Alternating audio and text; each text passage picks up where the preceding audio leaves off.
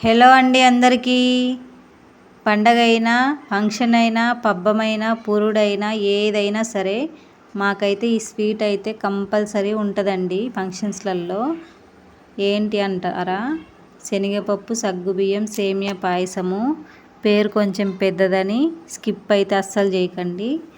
ఒకసారి అయితే వీడియో చూసి ట్రై చేయండి. టేస్ట్ అయితే అదిరిపోతుంది. మా సైడు విస్తరాకులలో వేసుకొని నాకేసుకుంటారు.